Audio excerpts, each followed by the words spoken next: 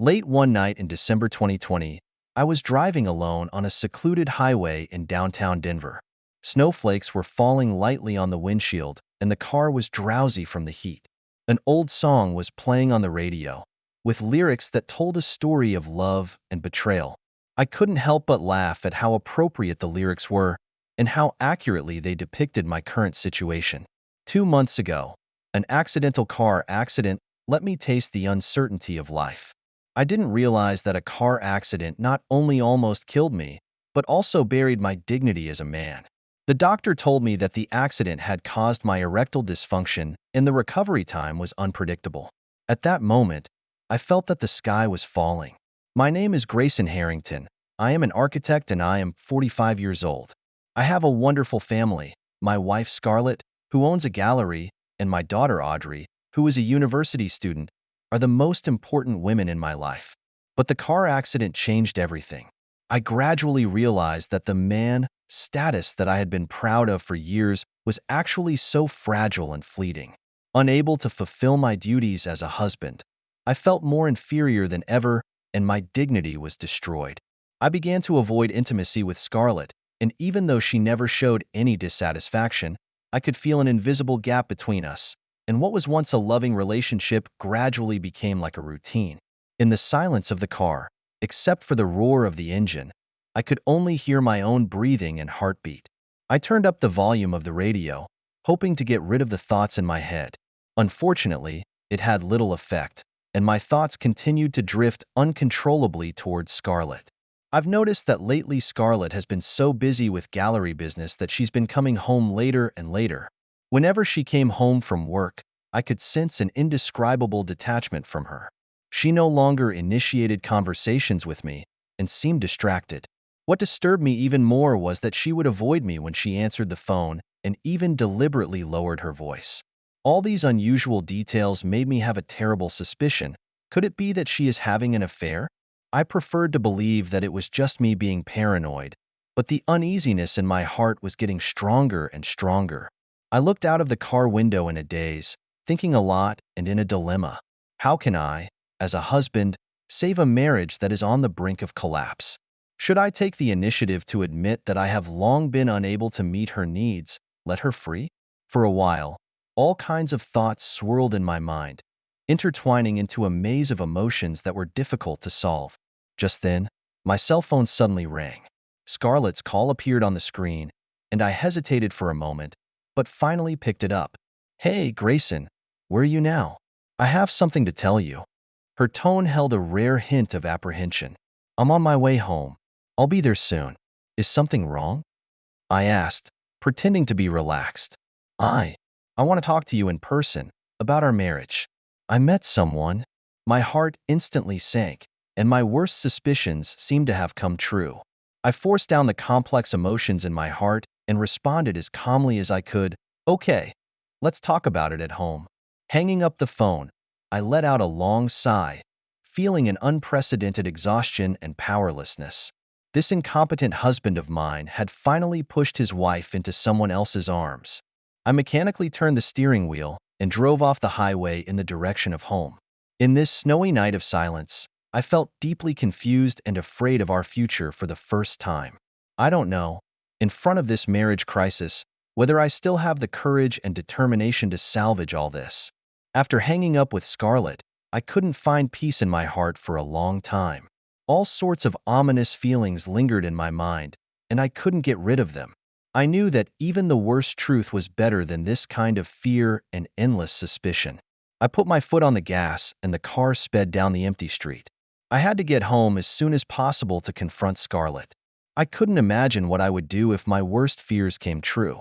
A decade of marriage down the drain? The anxiety and uneasiness in my heart was like a pair of invisible hands, strangling my throat. I felt difficulty in breathing, lack of oxygen in my brain, and my vision began to blur. At this moment, the doctor's words suddenly flashed in my mind. "Your current physical condition is not suitable for strenuous exercise, let alone driving. You must rest more, try to avoid emotional excitement, or at any time there may be life-threatening." I laughed to myself. Now that my fate was in my own hands, what did I care about medical advice? I just wanted to see Scarlett and find out. At that moment, my foggy brain finally went on strike and my consciousness was plunged into darkness. The out-of-control car slammed into a tree on the side of the road with a loud bang. My body rolled over and over in the violent impact and finally hit the steering wheel hard. Blood gurgled from my forehead and stained my shirt. The pain took over all my senses, and my consciousness became more and more blurred. A second before I passed out, I seemed to see Scarlett's figure, her face full of tears, calling my name over and over again. I don't know how long I was unconscious, but when I opened my eyes again, I was greeted by the snow-white ceiling of the hospital. My nose was filled with the smell of disinfectant, and the buzzing sound of instruments was in my ears. I subconsciously wanted to get up, but I realized that my body hurt so much that I couldn't move at all. "Grayson, you're awake." "Thank God." It was Scarlett's voice. She was red-eyed and holding my hand tightly. What's going on here?" I asked, puzzled, my mind going blank. "You were in a car accident, remember? The doctor said you had a concussion. Almost." Scarlett couldn't control her emotions and sobbed uncontrollably. Looking at her haggard face, my heart clenched into a ball. In any case, I shouldn't have worried her so much. "I'm sorry, my bad," I said weakly. Scarlett shook her head, tears sliding down her cheeks. "Grayson, I'm the one who should be saying I'm sorry. There's something I've been hiding from you, and I just don't have the courage to say it." My heart sank. Was it really true what I thought, that Scarlett had betrayed our marriage? I met a man named Liam, the father of Audrey's friend. We met at a gallery, and gradually, I developed feelings for him. Scarlett choked and said, "I know this is a betrayal, is sorry you, but I really cannot control their feelings. This period of time, I have been suffering, do not know how to face you." Hearing Scarlett herself admit this fact, I felt a wave of dizziness and a bitter taste in my mouth. I had told myself countless times that this was just my imagination, but now, this cruel truth still slapped me hard in the face. "So, you're going to leave me and go with him?" I asked, my voice hoarse and uncharacteristic. Scarlett shook her head, sobbing uncontrollably. "No, I don't want to leave you, Grayson. I swear. Nothing happened between me and Liam. I just got carried away with my feelings. Please, will you forgive me? I swear. I'll never see him again." My heart softened as I looked into Scarlett's tearful eyes of remorse. "I do not understand. It all stems from my inhumanity. I let her down first. Now she is willing to take the initiative to confess, but also a kind of responsibility for our marriage." "I forgive you, Scarlett," I said with difficulty. "Let's both calm down and think about where we want to go with our marriage." Scarlett nodded and hugged me tightly, tears wetting my shoulders. In the hospital room, we embraced each other and cried, as if we wanted to wash away all the misunderstandings and grievances over the years in tears. I realized that it would take more than a night's work to repair our marriage. But as long as we still have a glimmer of hope, I will never give up. Outside the window, snow was flying, and everything was waiting for a new life in the silence. I was determined to seize this opportunity to start over and rebuild our happy home with Scarlett. The days after her release from the hospital were not as easy as I had imagined. Even though Scarlett swore that she would never see Liam again, I had a feeling that in her heart, that man's place had never wavered. Every night, I would secretly observe Scarlett's expression and behavior, trying to find clues from it.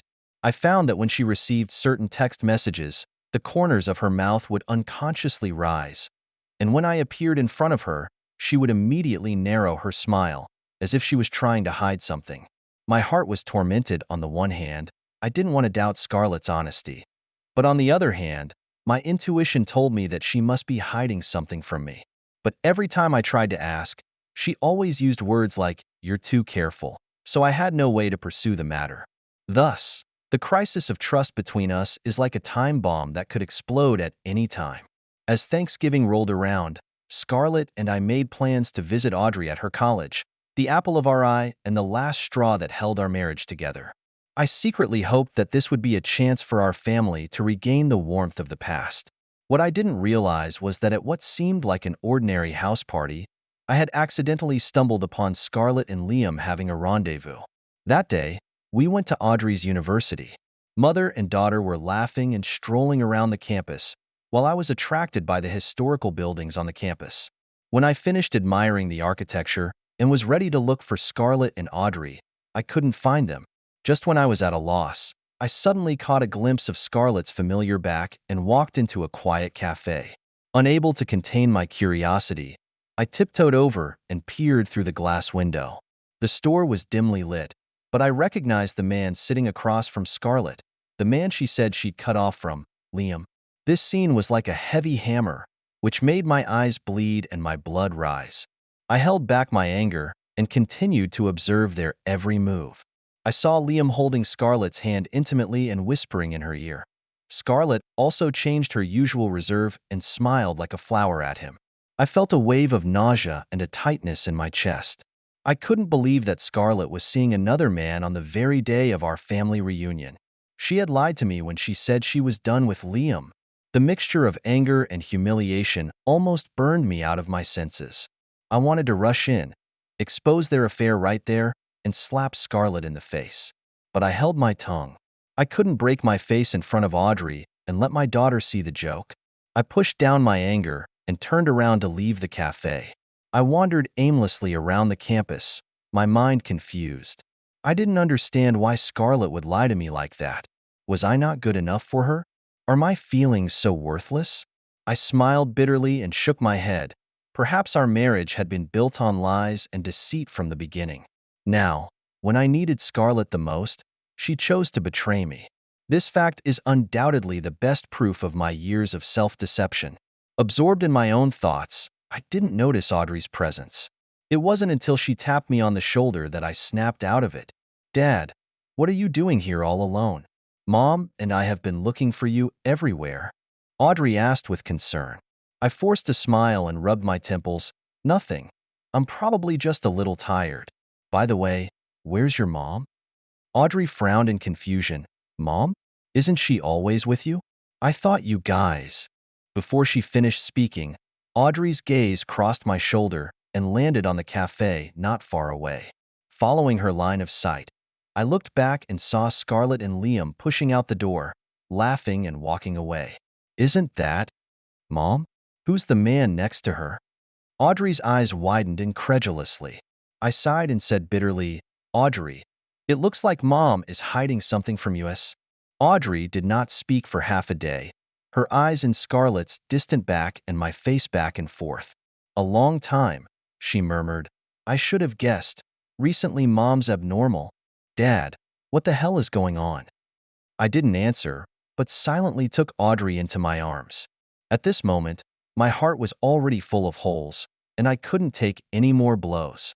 I know, no matter what happens next, I have to face this cruel reality, even if it will tear my heart to shreds. After witnessing Scarlett's rendezvous with Liam on the college campus, Audrey and I unspokenly chose to remain silent. On the way there, we were so preoccupied that we didn't speak, and Scarlett seemed oblivious, laughing and joking as if nothing had happened. I couldn't understand how Scarlett could lie as if nothing had happened, how she could feel comfortable deceiving me and my daughter. I felt a choking despair at the thought of her hypocrisy. I used to think that no matter what happened, Scarlett would be honest with me instead of running away. However, the reality hit me hard in the face, and I realized that I had never really known my wife. When I got home, I couldn't contain my anger any longer. When Scarlett asked me innocently what had happened at school, I finally exploded. "Don't pretend, Scarlett. I saw everything you did with Liam at the cafe. I thought you said you were done with him. Why did you lie to me?" I yelled, hysterically, at the top of my lungs. Scarlett's face instantly turned white, her lips trembling, unable to speak. The panic in her eyes certainly confirmed my suspicions. "I'm not lying to you, Grayson." She stammered in defense. "Liam and I just ran into each other and talked. A chance encounter? You call that intimate behavior a chance encounter?" I interrupted her with a sneer, sarcasm in my voice. "Come on, Scarlett, don't try to be cute. If Audrey hadn't found out about you, would you have kept it from me?" Hearing her daughter's name, Scarlett's face became even more ugly. She panicked and looked to Audrey, her eyes full of pleading. "Audrey, listen to me explain." Audrey looked away, her eyes red, her voice choked. "Mom, I'm really disappointed. How could you do this to Dad, to us?" In the face of her daughter's questioning, Scarlett was speechless and tears came to her eyes. She sat down on the sofa, buried her face in her palms, and her shoulders twitched uncontrollably. Looking at my wife's downtrodden appearance, a trace of intolerance swept through my heart, but it was quickly replaced by the anger of betrayal. I said coldly, "Scarlett, I'll give you one more chance. You must break off your relationship with Liam, or we'll get a divorce." Scarlett raised her head sharply and looked at me with tearful eyes, as if she wanted to say something, but finally hung her head and gave a soft, "Hmm." I sighed wearily and turned to go back to my study. I needed to be alone to think about whether or not my marriage to Scarlett was salvageable. Over the next few days, the atmosphere between Scarlett and me became more and more tense, and we began to argue over trivial matters with mean and sarcastic remarks. We began to argue over trivial matters. Our words were full of meanness and sarcasm. Scarlett became more and more silent, shut herself up in the gallery all day, not willing to communicate with me. I also became more and more irritable, a little on the spot, often breaking things, slamming the door. All the dissatisfaction will be vented on Scarlett. Audrey was very disturbed by our fights. She tried to make peace several times, but I scolded her and told her to stay out of the adults' business. Looking at my daughter's hurt eyes, I felt guilty, but there was nothing I could do. In the course of our ongoing arguments, I came to realize that Scarlett and I had lost the most basic level of trust. Perhaps we were never meant to be together in the first place. Without the foundation of love, even the strongest of marriages can't withstand the ravages of betrayal. The night I was about to show my cards to Scarlett and file for divorce, I got a call from my psychiatrist, Evelyn. I hadn't contacted her since our last meeting. I didn't expect her to take the initiative to call and ask me how I was doing. Under Evelyn's gentle questioning, I was able to talk to her about what I had been going through. I told her that my marriage to Scarlett had come to an end and that I really didn't know how I was going to cope with the impending divorce. "Grayson, I can understand how you feel right now, but divorce is not the only solution. Maybe there's still a chance for you to get back together," Evelyn said softly, her tone full of concern. I laughed bitterly and said mockingly, "But Evelyn, I'm really tired. I don't want to go on like this. Maybe letting go is the best choice for each other." There was silence on the other end of the line for a few moments before Evelyn sighed and said softly, "Grayson, whatever you decide to do in the end, I'll support you. Remember, no matter what happens, you're not alone in this. If you need help, you can always come to me." Evelyn's words were like a warm current that dispelled the coldness in my heart. I said gratefully, "Thank you, Evelyn. I'm satisfied with your words." After hanging up the phone, I breathed a long sigh of relief, feeling more relaxed than ever. Maybe it wasn't so hard to let go of the past and start a new life. But do I really have the courage to take this step? Since I last spoke to Evelyn, I have not been able to find peace in my heart.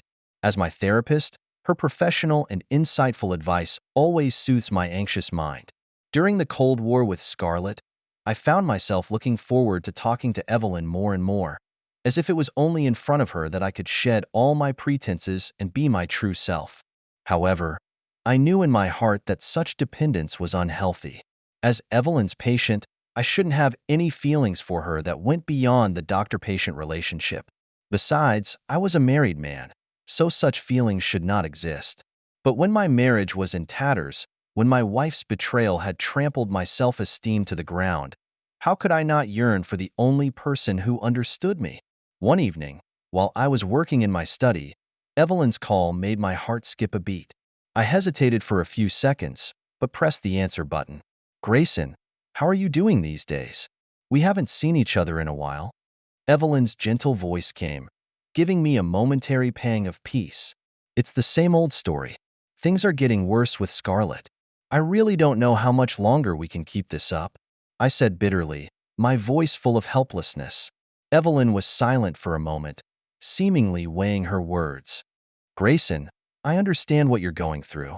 However, as your therapist, I must remind you that divorce is never the only solution.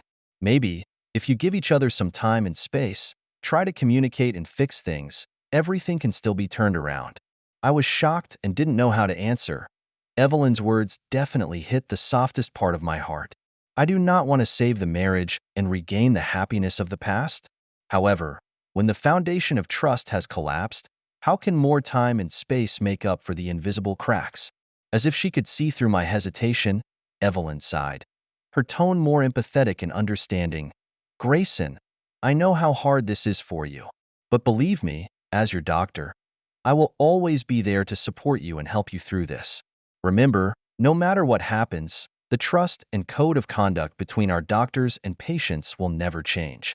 Evelyn's words were like a pot of cold water, quenching the fire that had been burning inside me.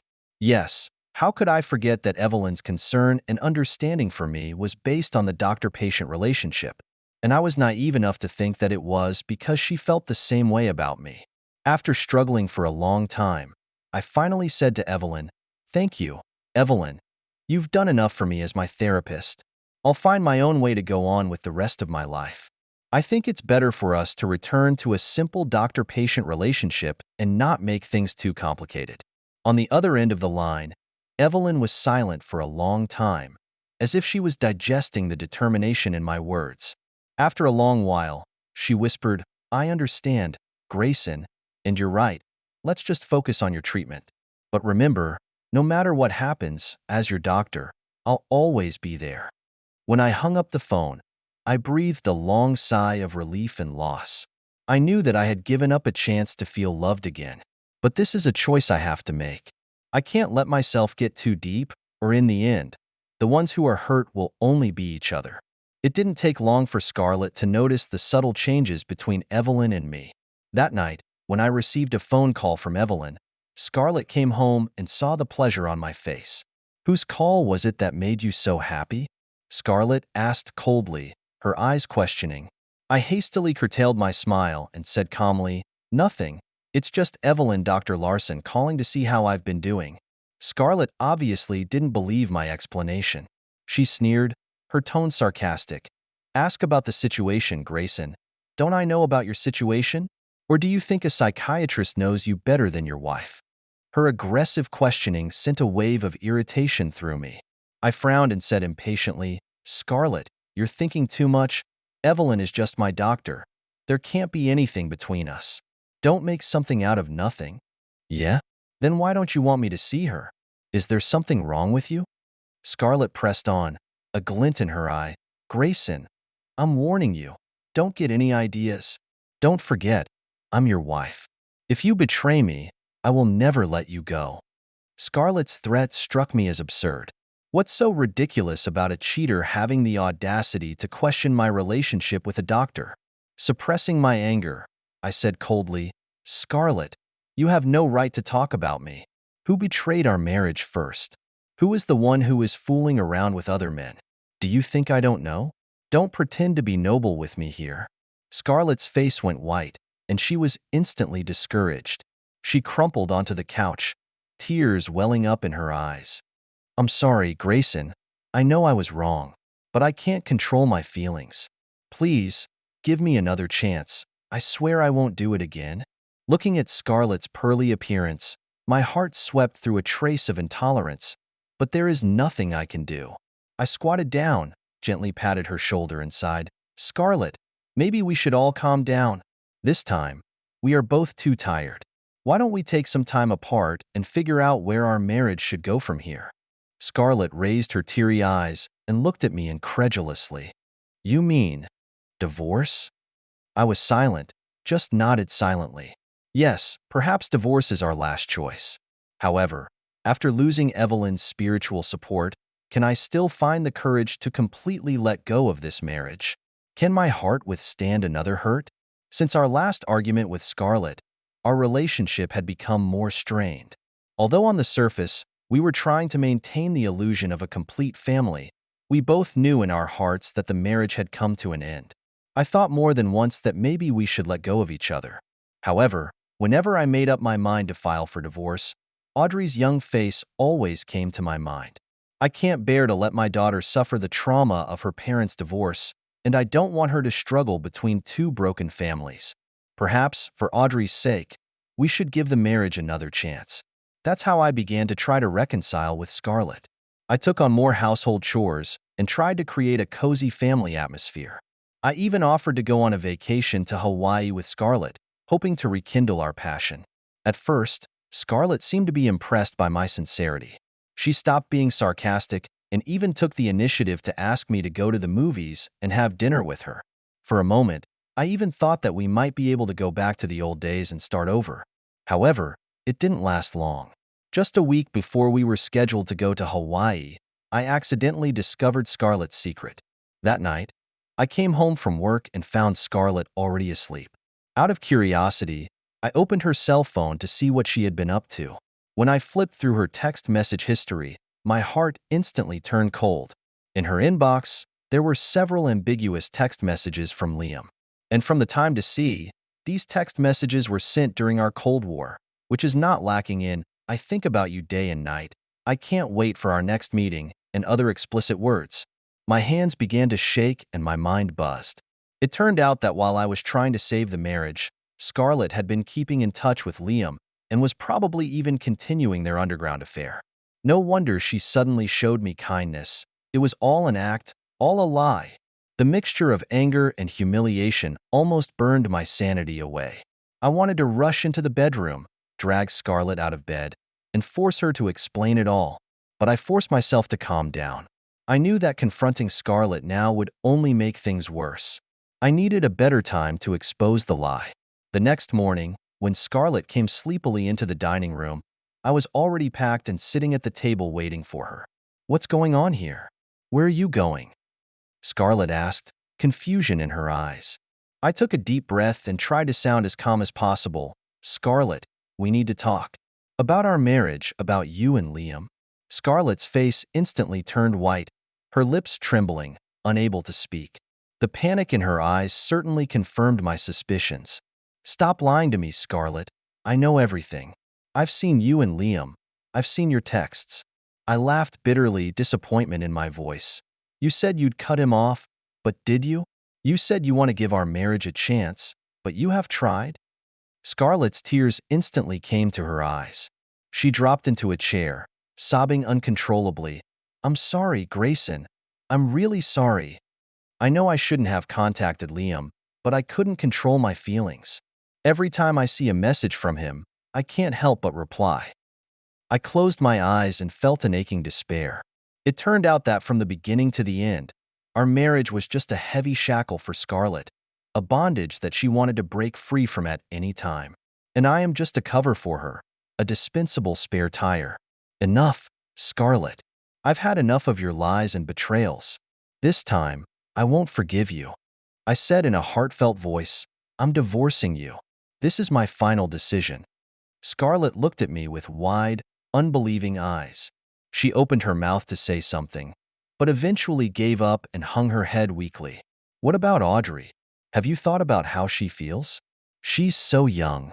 Scarlett choked, tears rolling down her face. I sighed and felt a sharp pain in my bones. Yes, Audrey was the apple of our eye, the one thing I couldn't let go of. However, I also understand that a family built on lies and betrayal can never give her a healthy and beautiful environment to grow up in. Audrey is in my care. I'll do everything in my power to give her a full and happy childhood," I said firmly, my voice full of undeniable determination. "As for you, Scarlett, I don't want to be in your business anymore. From now on, we're strangers to each other." After saying these words, I lifted up my luggage without looking back and walked out of this sad place. Outside the door, the rain was drizzling and the coldness was piercing my bones. I didn't know where I could go after losing Scarlett and this family. But I knew one thing. I couldn't live like this anymore. I had to live for myself, for Audrey. As for Scarlett, I'd leave her to her own devices. After walking aimlessly on the street for a long time, I remembered that there was someone else who might understand what I was feeling. My psychiatrist, Evelyn, whom I had tried to keep at a distance, but whom, deep down, I had always seen as a trustworthy confidant, a source of strength and courage. I dialed Evelyn's number and told her everything that had happened during this period of time, and Evelyn listened to me patiently, giving me some gentle and wise advice from time to time. She did not advise me to go back, but encouraged me to stick to my own choice and face life after divorce with courage. Grayson, I understand what you're going through right now. Divorce is never easy, especially when you still love each other, Evelyn said sincerely, her tone full of sympathy and understanding. But I believe that you have made the right decision. Without trust and respect, marriage is meaningless. It's better to let go and let each other be free than to live in pain. Evelyn's words were like a warm current that dispelled the darkness in my heart. Yes, I can no longer live in such a compromising way. I must take responsibility for my own life and stick to my heart's choice. With Evelyn's support and encouragement, I felt stronger and braver than ever. I knew that no matter how rough the road ahead was, I would have the confidence to start afresh and begin a brand new life. I hung up the phone and breathed a long sigh of relief. Even though the loss of Scarlett was painful, I realized that it was a journey I had to go through, a choice I had to make at a crossroads in my life. Evelyn, on the other hand, was a mentor, a friend, and someone who helped me not feel so alone and helpless. Since I asked Scarlett for a divorce, the atmosphere between us has become more and more tense. Scarlett obviously could not accept my decision, and she tried to get me back in every possible way, even pleading with me to give her another chance. However, after too much hurt and betrayal, my heart was already full of holes and I could no longer trust her promises. One night, as I was about to pack up and move out, Scarlett suddenly appeared in the bedroom doorway, her face full of remorse and pleading. "Grayson, please just listen to me one more time, okay?" She choked out, tears streaming down her face. "I know I was wrong to keep in touch with Liam, and I shouldn't have lied to you. But, I swear, my love for you has never changed. I was just confused and went astray." I laughed bitterly and shook my head. "Scarlett, you're always like this, always apologizing after the fact, always remembering to stay when I'm about to leave. But have you ever thought about how much you've broken my heart? Have you ever thought that we've lost the most basic level of trust between us?" Scarlett sobbed uncontrollably, dropped to the floor, and reached out with a shaking hand, trying to pull me in. "Please, Grayson, give us another chance. For Audrey, for our family." However, I had already made up my mind. I shook off her hand coldly, my tone firm and resolute. "No, Scarlett, it's too late. I've had enough of your capriciousness, your deceit and betrayal. This time, I have to live for myself, for our daughter. Divorce is my only choice." Scarlett looked at me desperately, her eyes blurring with tears, her voice hoarse. "But, Grayson, I really have broken it off with Liam. I swear, I will never see him again. Never again." "Enough." I interrupted her roughly, unable to control my anger any longer. "Stop lying to me, Scarlett. Just yesterday, you were on a date with Liam at the cafe, and you were—" My voice choked and I couldn't speak anymore. Yes, it was yesterday that I witnessed Scarlett and Liam kissing. It pierced my heart like a blade, and I can never forgive her again. I just wanted to say goodbye to him. I wanted to make it clear to him." Scarlett explained incoherently, but could not hide her heart. "Stop it, Scarlett. I don't want to hear any more explanations from you," I said in a heartfelt voice. "Divorce, it's the only way out for us. I don't want to waste any more time." At that moment, Audrey pushed her way into the room and witnessed it. She looked at me and then at Scarlett, who was sitting on the floor, with a look of pain and helplessness in her eyes. "Dad, Mom, just stop fighting," Audrey choked and said. Tears could not stop flowing down. "I know, your marriage has come to an end. Instead of hurting each other like this, I know that your marriage has come to an end, and instead of hurting each other like this, why don't you just let it go?" Scarlett jerked her head up and looked at her daughter incredulously. "Audrey, how can you say that? How can you take your father's side and want us to get a divorce?" Audrey smiled bitterly. His tone was firm and resolute. "Mom, I love you, and I love Dad too. But I hope more than anything that you can be happy, even if you were separated. I don't want to see you suffer like this. I don't want to see this family shattered. Audrey's words were like a blow to the head, shattering Scarlett's last illusion. She hung her head dejectedly, unable to say a word. After a long time, she nodded weakly and said softly, "Well, since you all think so, then let's get a divorce. I won't stop anymore." After saying these words, Scarlett slowly got up and staggered out of the bedroom. Her back was so lonely, so helpless, that my heart swept a trace of intolerance. However, I knew that I had to be ruthless and stick to my decision, because only let go of the past in order to embrace a new future. Over the next few days, I moved out of the house and began the long and difficult process of getting a divorce, which Scarlett stopped trying to stop, but her attitude remained passive and cold. She refused to communicate with me or sign any agreement, as if that would slow down the divorce process. I, on the other hand, have been concentrating on my work and my daughter.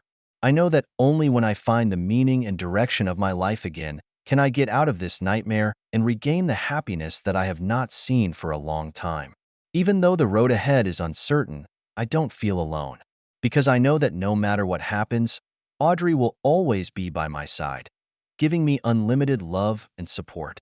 And the one who really understands me and loves me will appear one day in the future and take me to a brand new life.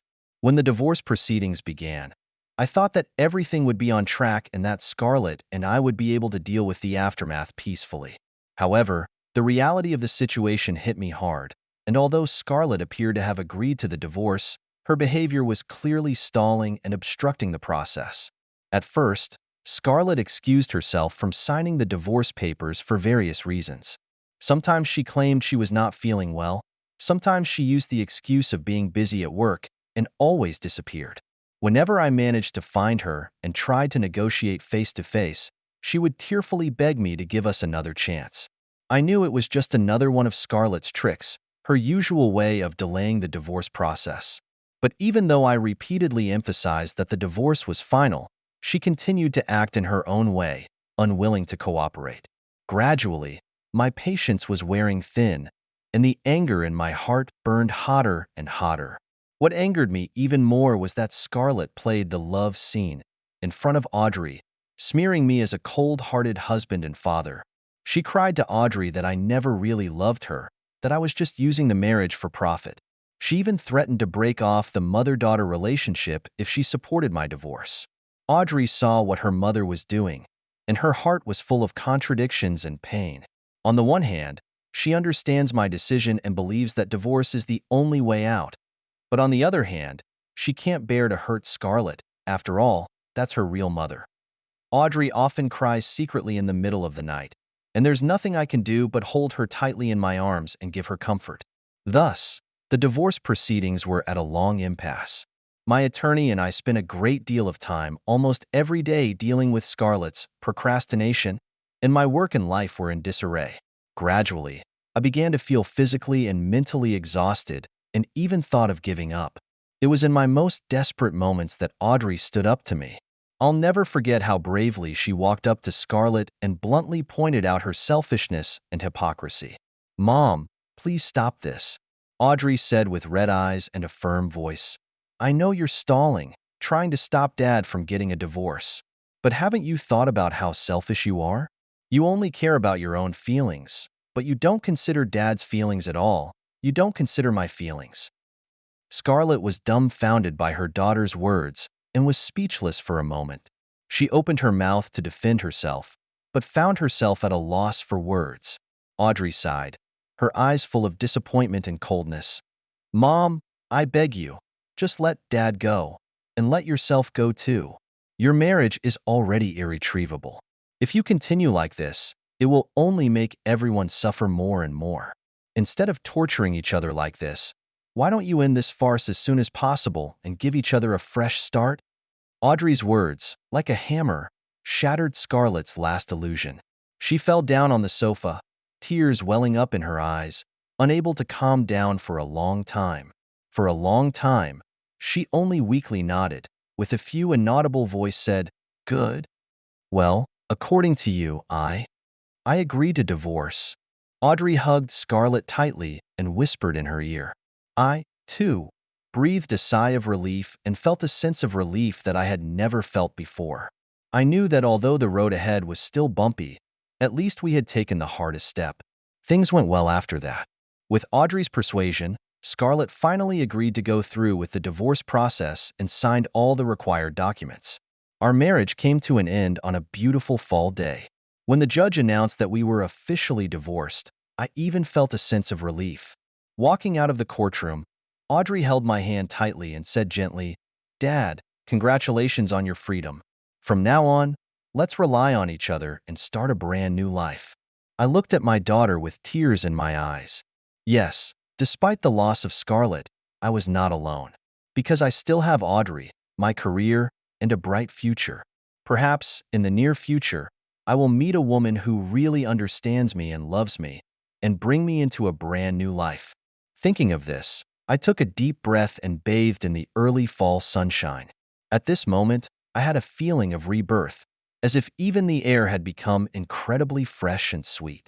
I knew that no matter how many twists and turns there were ahead, I was ready for them, because I firmly believed that the best life was still waiting for me. In the days following our divorce, Audrey and I moved into a new apartment. Although it was not as spacious and luxurious as our former mansion, it was a quiet place with friendly neighbors. More importantly, there were no stifling memories, no endless arguments, and no cold wars. Here, we can truly relax and start a new life as father and daughter. On the day we moved in, Audrey took time off work to decorate our new home with me. We chose the furniture together, planned the layout together, and even argued about the color of the curtains for half a day. Watching my daughter's excitement filled my heart with warmth. I know that despite the trauma of the divorce, she is still strong and optimistic, still full of hope for life. And so, Audrey and I settled into our new home and started a brand new life. During the day, I was still busy with work while Audrey went back to school. But no matter how busy we were, we always found time to spend together, even if it was just a simple lunch or a movie. Gradually, I found myself looking forward to these moments with my daughter because it was only in front of her that I could shed all my pretenses and be my true self. However, despite the fact that life was quiet again, I wasn't really happy inside.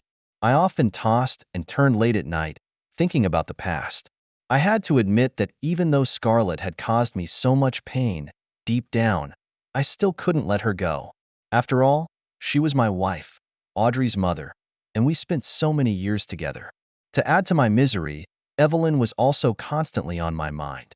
Although I never mentioned her to Audrey, I knew that she had taken over a part of me without even realizing it. Her gentleness, her wisdom, her insight, they all gave me a little bit of comfort during the long nights. But every time I wanted to go further, reason would sound the alarm, reminding me not to go beyond the limits. In this way, my heart for a long time hovering on the edge of sensibility and rationality, unable to make a choice. Until one day, an unexpected phone call broke this delicate balance. It was a Friday night, and I was working late at home when I got a call from Evelyn. I hadn't contacted her since my divorce because I was afraid I wouldn't be able to control my feelings. However, when her voice rang in my ears again, my heart skipped a beat and I almost dropped the phone on the floor. "Grayson, long time no see. How have you been?" Evelyn's voice was still so soft that it made my eyes red for a moment.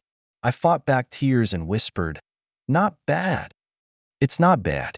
How about you? How have you been?" Evelyn sighed, her tone full of concern. "Grayson, from what Audrey said, you haven't been in the best of shape lately. Insomnia, anxiety, loss of appetite. I'm worried about you." I smiled bitterly, touched but also a little surprised. It turned out that Audrey had been in contact with Evelyn, and Evelyn had been keeping an eye on my condition. Infine, Evelyn. "I've probably been under a bit of stress at work lately, so—" I stammered, not knowing how to explain my state. Evelyn was silent for a moment, as if weighing her words. "Grayson, I know that you haven't really gotten over your divorce. As a friend, I really want to help you share some. If you want to, we can meet and talk. Friends, yes, we can only be friends. But why, when I hear that word, is my heart so bitter?" I hesitated for a long time, but I finally agreed to Evelyn's invitation. I knew that if I kept going like this, I would break down sooner or later. I needed someone to listen to my pain, someone to soothe my soul. Evelyn was the perfect person for me. That evening, we met in a quiet cafe. The first time I saw Evelyn, I could no longer control my tears. All the grievances and resentments, all the confusion and uncertainty, all came out at that moment. I bawled like a child, but Evelyn just held me silently, patted my back, and let me vent my feelings. After crying, I felt more relaxed than ever.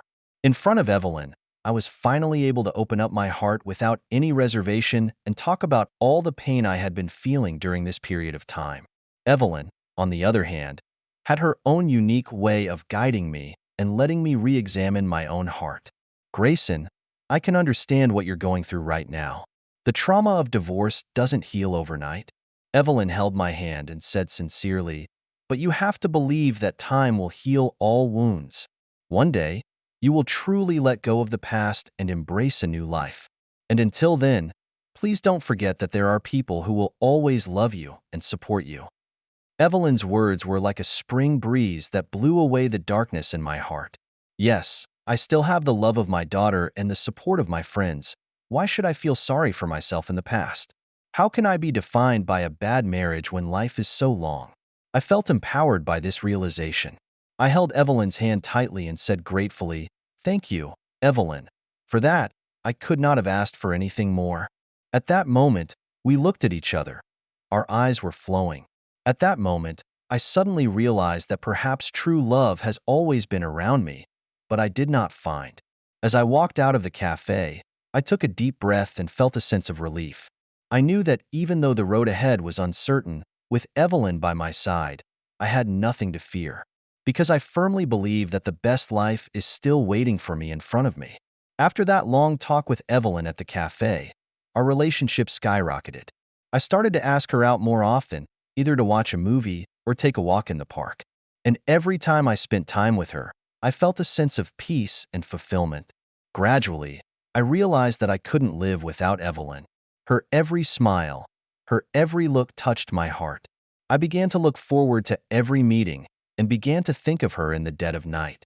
I knew that I had fallen hopelessly in love with her. However, in the face of such a hot feeling like fire, I could not take that step. On the one hand, I was afraid that I hadn't really come out of the shadow of my marriage. On the other hand, I was worried that Audrey wouldn't be able to accept Evelyn. After all, she used to be my therapist, and our relationship had begun too suddenly.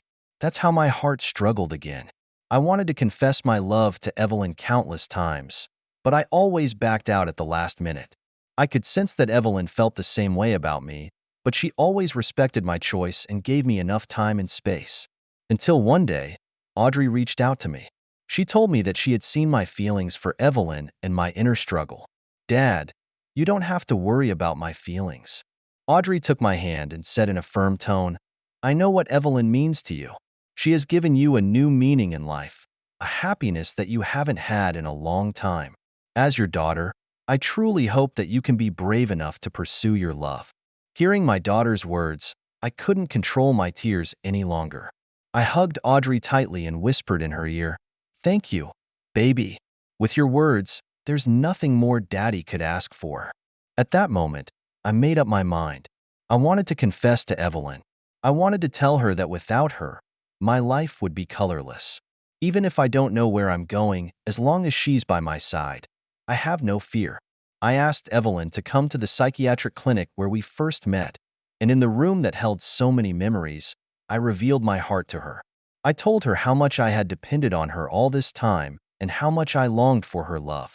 I told her that without her, I was like a lost ship, unable to find its way in the sea.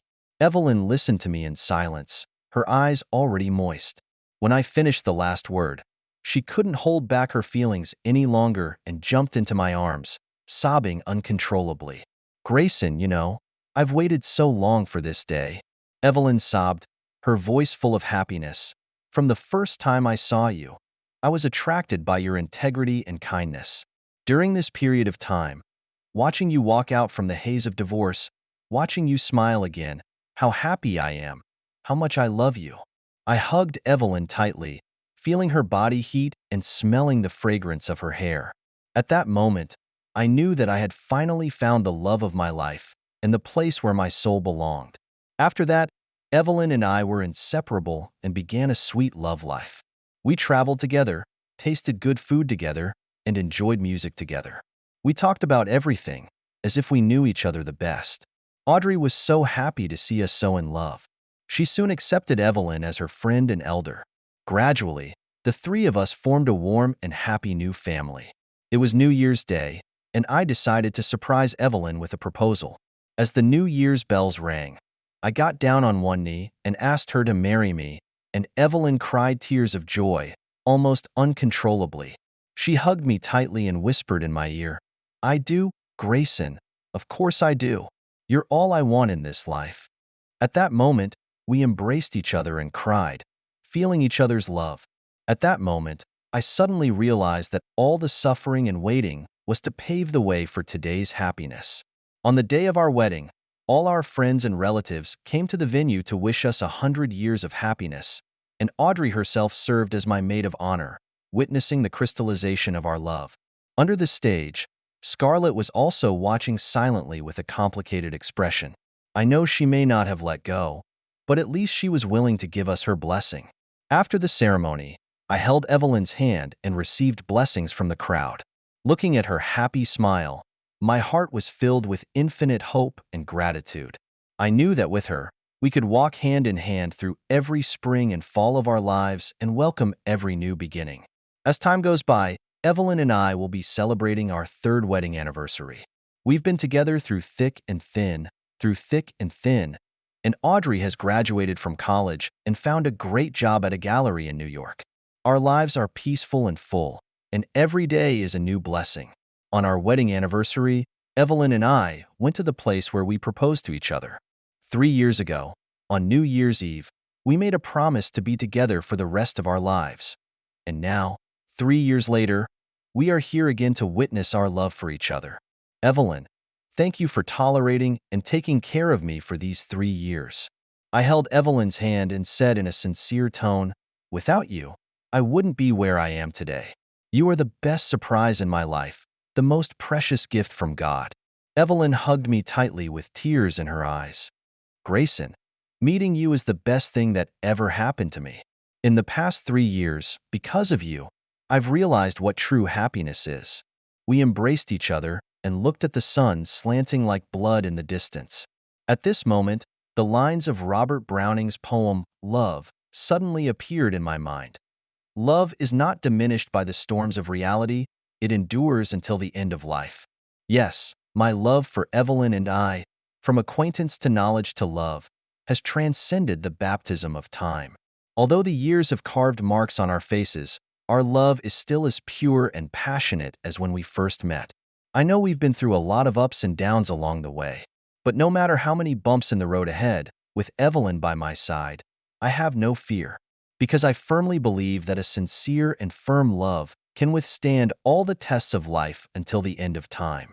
I have been blessed to have Evelyn as my companion on this journey of life. We will spend the rest of our lives together, never leaving each other, forever. Thank you for taking the time to listen to today's story. If you enjoyed it, please like and subscribe if you haven't already. If you have a story to share about your own or someone else's experience, please feel free to contact me. Take care.